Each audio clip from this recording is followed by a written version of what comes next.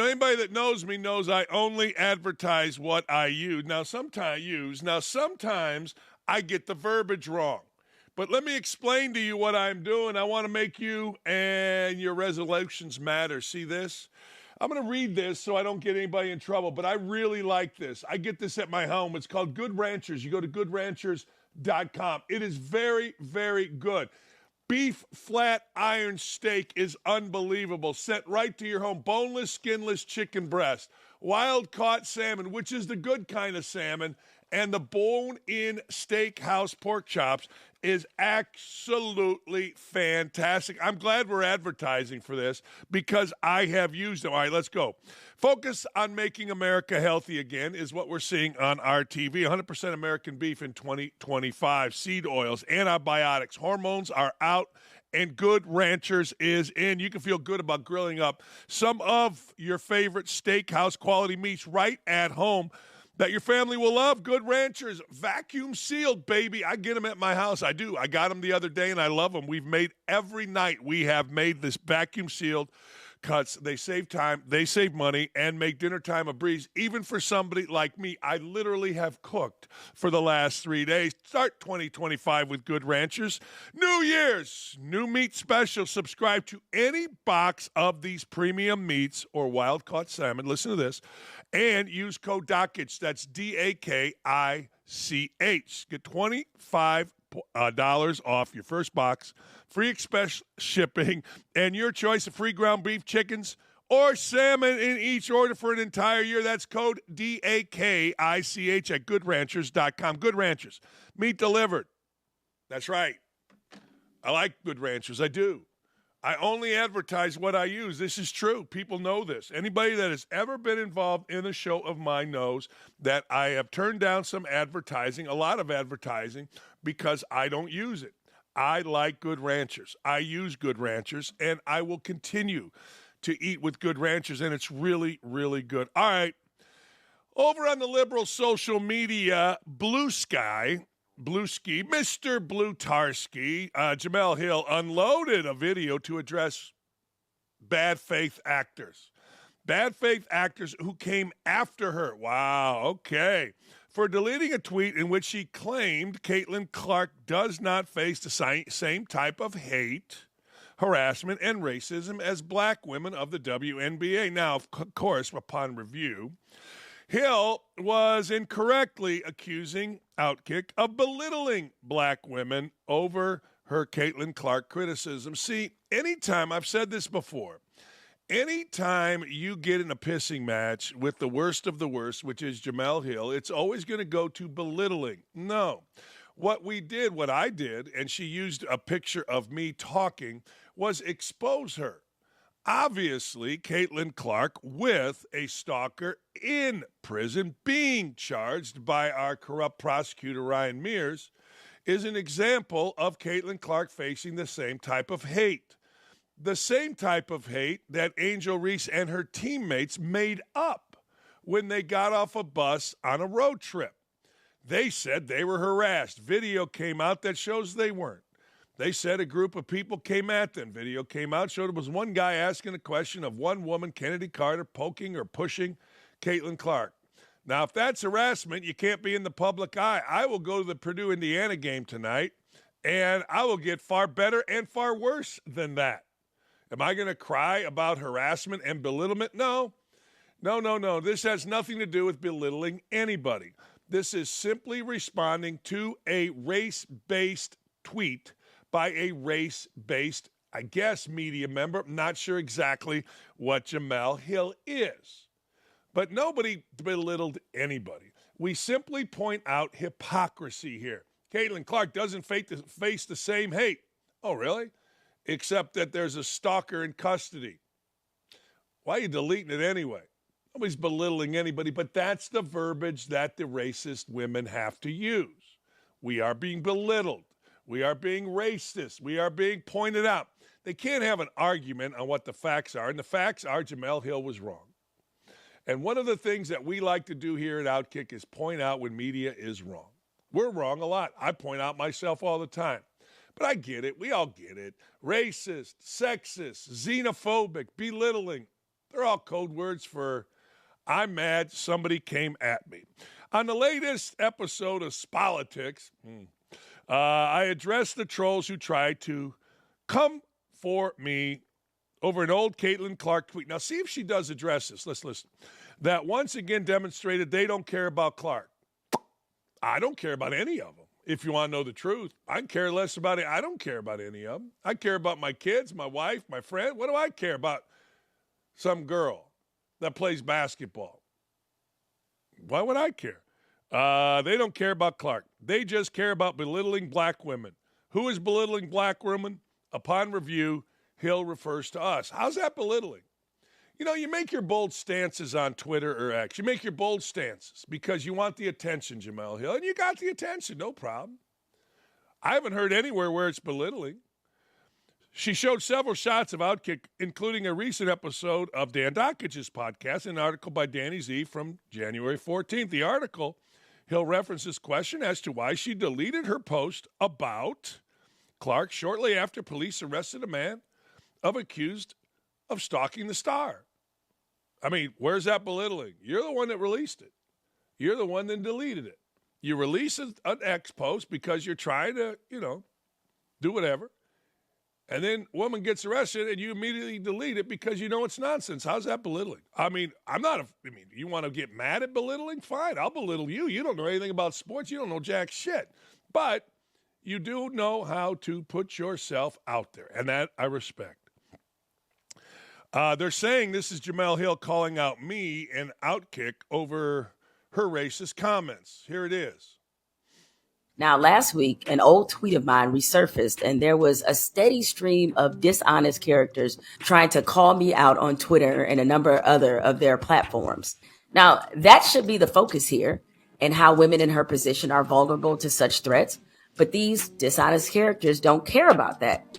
They get their excitement from using Caitlin Clark to criticize and demean black women. If they can't do that, they're not nearly as interested. Nobody demeaned anybody. And of course, 90% of our coverage was about Caitlin Clark. 10% may have been about the foolish tweet, the race-based tweet that Jemele Hill said. But you can't have a debate with the ridiculous. I've learned that a long, long time ago. When you get in a pissing match with ridiculous, they go to one thing, race, belittling. You're belittling black women. We didn't belittle anybody. If we're going to treat everybody the same, then let's treat everybody the same. You're black, great, don't care. You made an idiotic tweet, we're talking about it. Had nothing to do with us caring or not caring about Caitlin Clark. I don't care about any of them, not even a little. I mean, I don't. I'm sorry. My father died. I didn't hear from Caitlin Clark. My mother just beat Brett. I didn't hear from Caitlin Clark. I mean, what are you talking about? It's the young woman that throws a ball in a hoop. Why would I care? She's not helping me raise my kids. She didn't raise my other kids. She's not in her circle. Why would I care? What I care about is the lies that get told. And we all know, I in particular, spend about, as I said, 90% of the time talking about this, I talked about the stalker. I gave you stories of my own stalker. And yeah, hell yeah, we talked about the stupidity that is Jemele Hill.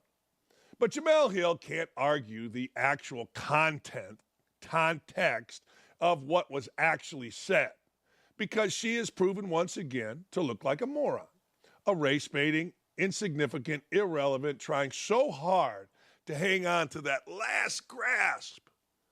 Nothing to do with belittling anybody.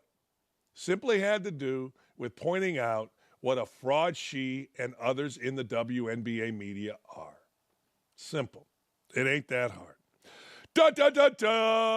Wait a second, I missed one. This might take the cake for the dumbest and most selfish sports take of all time.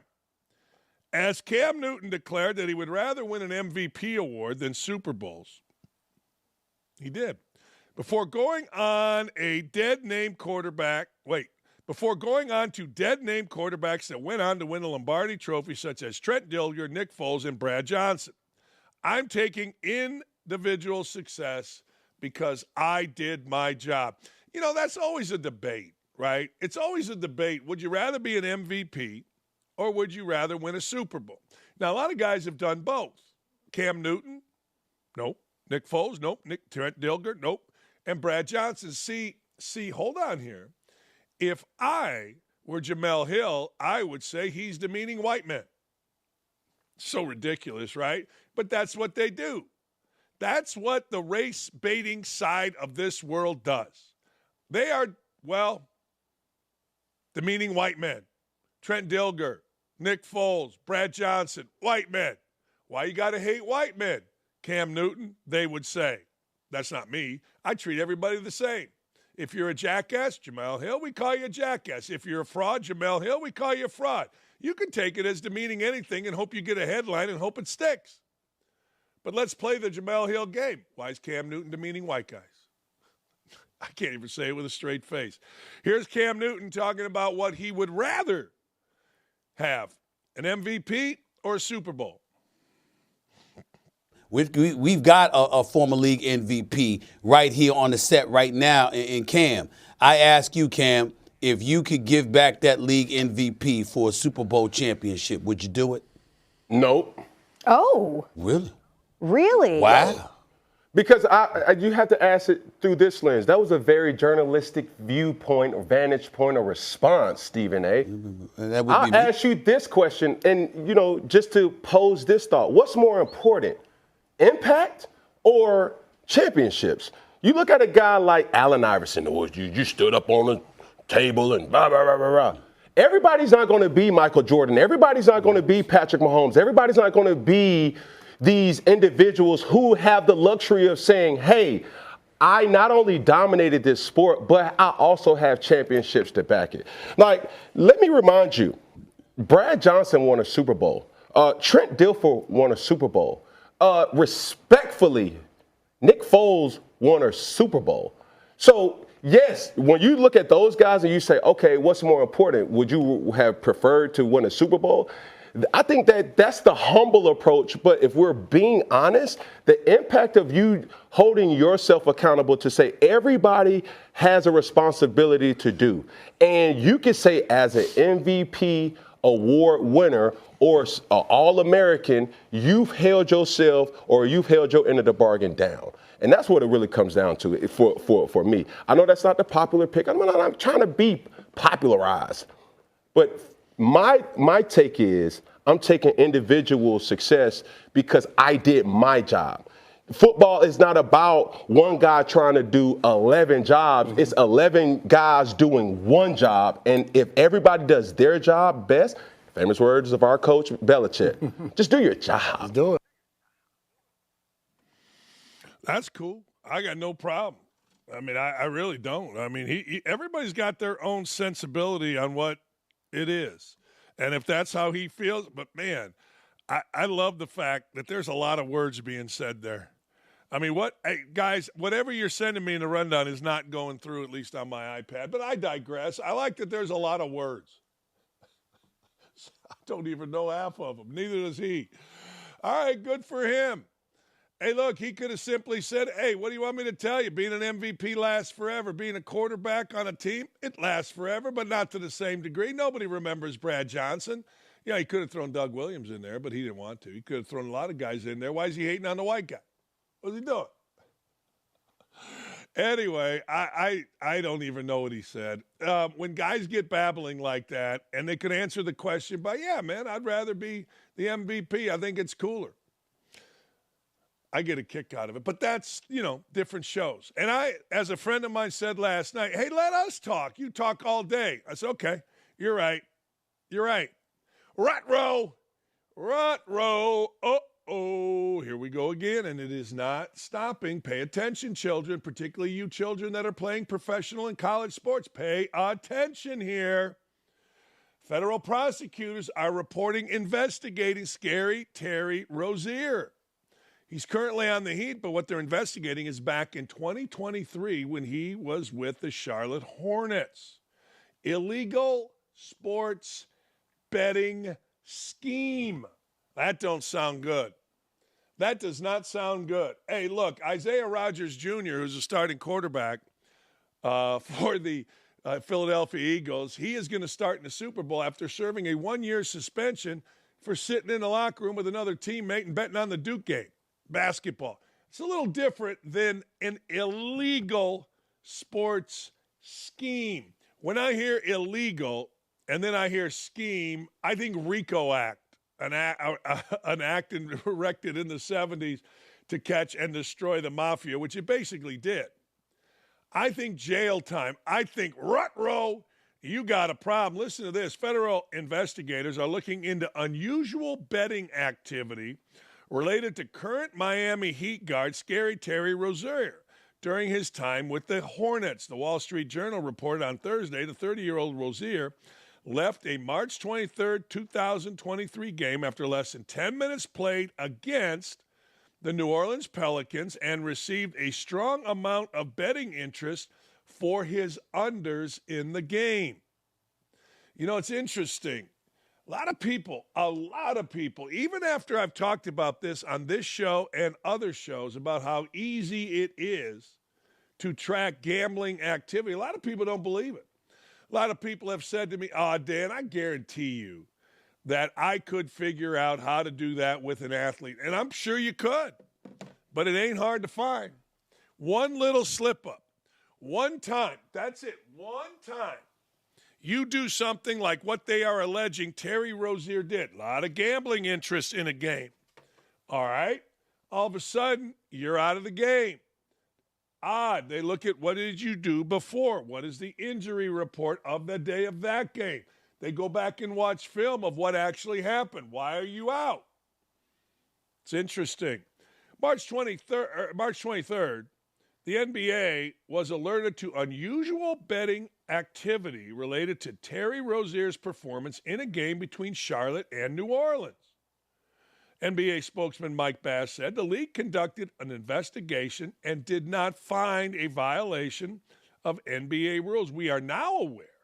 This is where it gets bad. The NBA can conduct an investigation, but listen to this. We are now aware of an investigation by the U.S. Attorney's Office for the Eastern District of New York related to this matter and have been cooperating with the investigation. Now, let me walk you through this real quick. Last thing the NBA needs is another gambling problem with one of their players. They already had it with Jonte Porter. They had it years ago with Tim Donaghy, the referee. People already aren't watching the NBA. People already think that the NBA is fixed. People already think NBA players don't try, that they're paid way too much. All right. So what did the NBA do? This is the way I would look at it, maybe not you. The NBA looked into it, said, we're good. We don't need another one. We're good. Well, the Eastern District of New York looked at this. Some sportsbook offered Rozier prop bets. His totals for that night were generally set around 21.5 points, 6 assists, 4 rebounds on March 23rd. Then they took them down hours before the start of the Charlotte-New Orleans game. It's not clear what happened. Some bettors wondered aloud why that unusual move had taken place. Rozier was not listed on the team's injury report going into the game. Now, I got to tell you, something's up.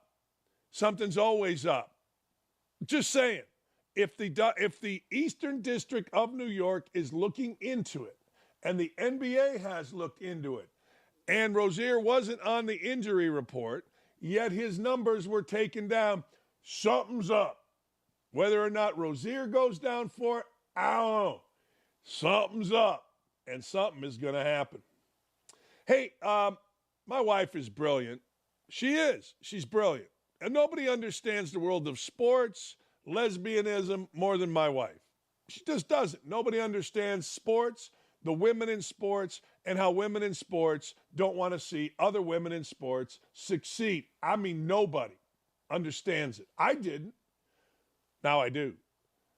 The OutKick op-ed pays homage to exactly what the lovely Lee Ross Dakich, LLRD, we call her in these parts, has been saying the entire time. In light of the slander from The View towards Trump's new press secretary, Karen Leavitt, women are terrible to women. Horrible. Women in sport, women in politics, women in media, certainly, ask Sage Steele, never, ever, ever want to see other women succeed. It's just the way the world works. Anyway, instead of locking arms in the name of sisterhood, women like Joy Behar can be each other's harshest and cruelest critics, each other's saboteurs, not supporters. Oh boy, is that true. Not saying that men can't be this way with other men, but over my life as an athlete and a professional and a mother, I've seen this way too often and so much more blatantly with women. No, I'm telling you. Who the hell's talking about? Who is this talking? Who is this? This is pretty good. Women have been known to tear down other women with petty and snarky comments and disapproving looks, appearances, outfits, parenting styles, professional performance, and professional and personal achievements. All fair game. Oh, this is Patricia Babcock McGraw wrote it. Okay. And if you're a conservative or Republican woman, oh, baby, watch out. This treatment goes double, especially from liberal Democratic women who we've all learned are the worst of the worst in our society. That's where Behar comes in. She gave a clinic on mean girl behavior in the wake of the first White House press conference of President Trump's new press secretary, the lovely, the intelligent, the uber smart Karoline Leavitt. Here is Joy Behar. I think she's probably been put in there because, according to Donald Trump, she's a 10. You know that's what it is. I want to be clear, though. It's not her first job. It was her first press briefing. She worked in the previous Trump administration. What I'm saying, this is the first time that she's been she may be. But my point is that job would not maybe have been open to her. No, I understand. I just wanted to clarify that. Yeah. But on the issue of they just had a black lesbian woman in there. And we're still going, that job wouldn't have been open. We just had a redhead in there. We're no dudes getting in there. That's my dream job. I had some guy come at me. You lost your dream job at Indiana? I go, well, I don't think so. Shortstop, Chicago Cubs, dream job. No, that's number one. Press secretary, president of the United States is number two. When are we getting dudes in there? See, I think they're baldest. She wouldn't have that job. Whoopi's trying to steal. What is Whoopi, back in 1972? That job is not open to who? Who? You just had a short lesbian black woman in there. It's unbelievable. I don't understand why you people, and I'm saying use people, watch that show. Every day that show gets pub. Joy Behar, a.k.a. the face of anal warts, is speaking, and you're listening? Por qué? I don't get it. Anyway, can you imagine Behar saying the same thing about a liberal woman, a Democrat, an African-American woman? I can't. A second thought, maybe privately Behar actually would. Of course she would. Some women can't help themselves, and no one is off limits. But even Joy isn't joyless enough to do that on air, not to one of her own. Democrats, silly, not fellow women. It is amazing. Yep, other women make it tough sometimes to be a woman, but liberal women who have been given the green light for years to be nasty, unfiltered, unapologetic, make it excruciatingly tough to be a conservative woman. See Sage Steele at ESPN. By the way, Sage got a massive payout from ESPN. Let's face it, all women deserve much better from, well, all women, especially when the alternative isn't deserved at all. Told you this for years. Like when I come on a show and I tell you something, it's kind of, sort of, maybe really researched. And my wife has been involved with women in sports, man, since the 90s, early 90s. And one thing she found out, now all the lesbian women of softball are having babies. So now everybody is nice and cuddly. But as a mother, a heterosexual mother that had babies, was hot, oh, man, were the lesbian women nasty. To my wife, Lee Ross, nasty. Now they're all happy. Look at us. We're mommies. Anyway, and you know what Lee does? Lee celebrates it. On Wednesday, listen to this. This is amazing. ESPN announces plans to expand Black History Always with an all-black staff for an upcoming broadcast on February 5th. And part of that initiative, The network is set to publish an essay celebrating the broadcast career of Mark Jones, who we here at OutKick have made a list of all the racist commentary ESPN, Mark Jones, has made, and ESPN, the network, 100% will not include in the commentary. Mark Jones, who, according to one of his colleagues, is whiter than you, Dan, has done this. Baseless accusations that stadium police officers were going to shoot him dead because he's black. This picture is really funny to me. Mark Jones looking tough. If you watch the movie on Facebook, when the guy says, I like being around you, Mark. I feel so tough. That's what Mark Jones. Anyway, tweets telling Rush Limbaugh to rot in hell the day his wife announced he had died of lung cancer. Lies about the police murdering Jacob Blake, who, is still alive. Post calling Stephen A. Smith, I'll let you read that. I don't say those words. Post calling his white colleagues and bosses blind to racism in front of him. Mark Jones has half white kids and a white wife. Isn't it always that way? Tweet celebrating Nick Bosa tearing his ACL as payback for standing for the national anthem and supporting Donald Trump. Claims that the Batman character is rooted in racism. Mark Jones is legitimately one of the dumbest people I've ever worked with. He tries really hard, but he's legitimately. Like, I had the opportunity to work with Tirico, Benetti, Davey O'Brien, and him.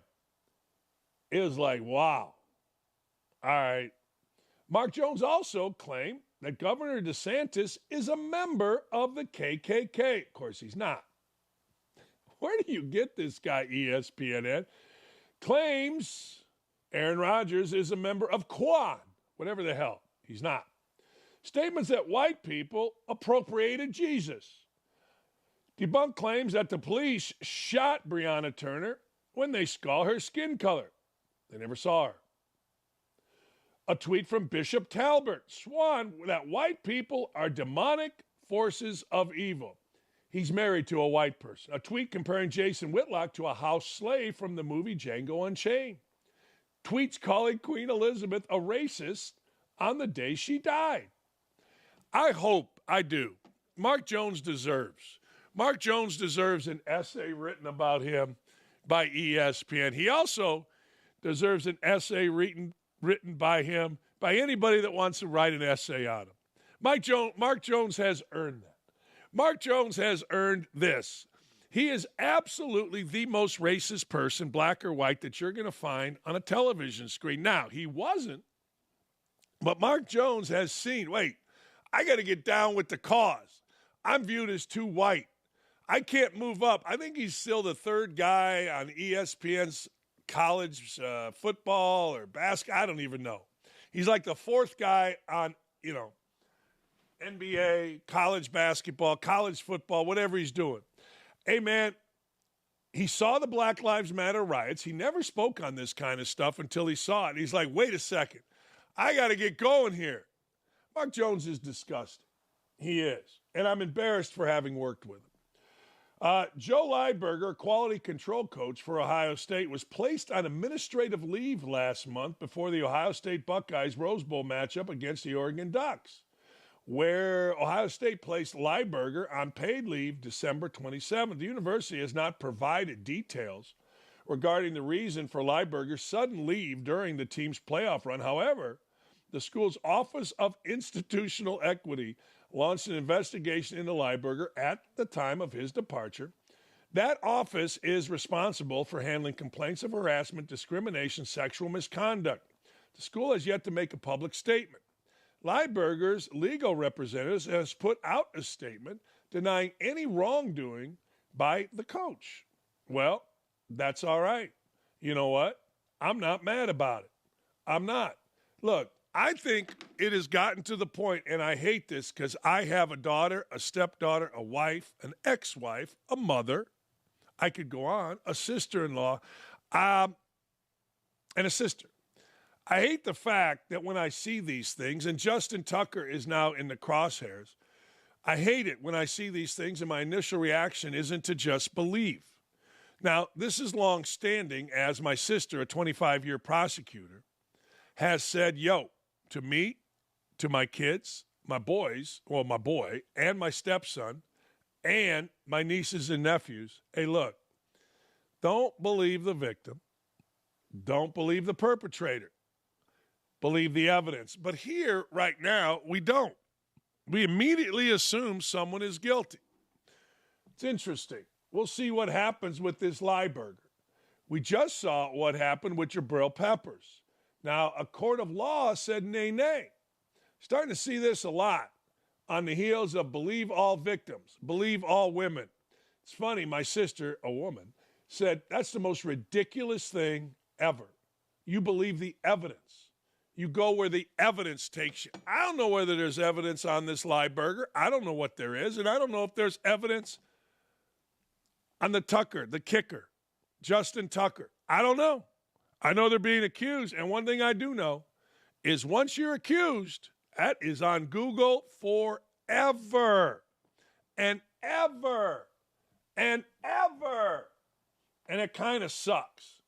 It really does. Hey, you Indiana fans, tonight Indiana takes on Purdue at Purdue. It's a big game, and I've told the story before. I have certain memories of it. And I'm going to tell you right now, this is memories of a rivalry. Freshman year at Indiana, I got a chance to start. It was the first time I got a standing ovation. I had 4 fouls and a half one time at Purdue. Coach Knight kept me in. I said, why'd you keep me in, Coach? I got 4 fouls. He goes, you don't make free throws anyway. And we were rolling. I wanted to get a big halftime lead. You're easily replaced. I'm like, hey, but my best memory happened as a skinny, pimply-faced freshman.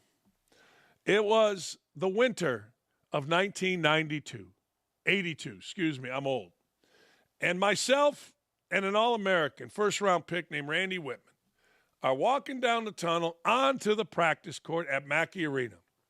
At that time, the Boiler Babes were leaving the court. And at that time, there were 2 groups of women that were must-see in the Big Ten. The Boiler Babes at Purdue and whatever their name was, the Dancing Indian Girls at Illinois. Must-see. People stayed at halftime for both. They got there early to watch.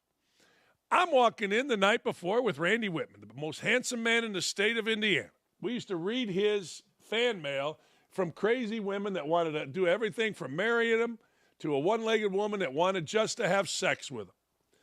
I'm walking in, and here she comes, Boiler Babe, Heather Hadley, the most beautiful woman in Northwest Indiana. Some people would argue the most beautiful woman ever. I say Lee Ross. I say Laura Dakich, Tegan Shaw. But hey, I get what people are saying. She grew up on the beach in Ogden Dunes. Everybody knew her. I'm walking in. Think the movie 10 combined with Farrah Fawcett hair. That's right. I'm walking in. Here comes Heather, runs up to me, gives me a big hug. Danny, how are you? Oh, my God. And like squints from Sandlot, I look over at my boy Whitman as I'm hugging going, and he is, what can I tell you? She was dating my cousin, who was a football player at Purdue. I knew her. What are you going to do? That gave me an entire different respect in that locker room. That exchange right there made everybody look at me a little bit different. See all this? That's right. Everybody, my last memory, I think I've told you, I got quarters, pennies, nickels, dimes thrown at me when I was walking off the court at Purdue to the tune of 75 cents. Picked up the coins, looked at Alford. I got 75 cents. Let's go have a beer. Beer was cheap then. But that's what a rivalry is. There's all kind of things in a rivalry. People all across the country are mad at ESPN. People all across the country are mad. Not even all across the country. I said that wrong. Back up. People all across Kentucky are mad. People all across Kentucky are mad at ESPN. People all across Kentucky are mad because the Kentucky return of John Calipari, Arkansas head coach, to the Commonwealth is not being played on ESPN with game day in attendance. What's being played? Duke, North Carolina. You got to understand, both games are kind of nondescript. Both games, Duke's going to beat Carolina 20. Nobody really outside of the great state of Kentucky, even in Arkansas, why would they care? The border's about 120, maybe 110 miles south of me, Kentucky, Indiana, and nobody in Indiana cares. Duke, North Carolina always rates. Duke, North Carolina is always the number one rated basketball game in America. Now, Rick Bozich and other writers in Louisville are angry. They're angry because it's called a nothing game. A nothing game between Duke and North Carolina. But I would argue that, like college basketball, Duke and North Carolina always delivers. I would argue that if I'm ESPN and college basketball games rate about 1/10 of what college football and NFL football games rate, I would always go to the game that rates the highest. I would also argue that a game this year, let me give it to you, between Kentucky and Arkansas, pits, listen to this. You ready? Listen to this. Now, Kentucky's had some nice wins. Where the hell is the Southeastern Conference? It is pitting 1, 2, 3, 4, 5, 6, 7, the 8th place team in the conference, 9, 10, 11, 12, 13, 14, against the 15th place team in the conference. Talk about a nothing game. The 8th place team in the SEC against the 15th place team in the SEC. And people are bitching, whining, and moaning? People are complaining? I got 2 words for you. Swat. I'm going to Duke, Carolina. I'm going to Duke, Carolina every single time. Every time. Every time. Duke, North Carolina rates. It doesn't even rate as good as the nonsense you're going to see this weekend in the Pro Bowl. It doesn't. It's weird. Football dominates every single thing. But the best basketball ratings every year outside the NCAA tournament on ESPN, Duke and North Carolina. Remember, ESPN doesn't have the NCAA tournament. All right, we come back. It's shot clock violation. By the way, who's your favorite number 12? Somebody put that out yesterday with a picture of Andrew Luck. Andrew Luck was a quitter. Andrew Luck quit in the middle of a season or the start of season. He quit in the middle of the season one time. He got hurt. He went to overseas. He got hurt more snowboarding. Man, Andrew Luck, my ass.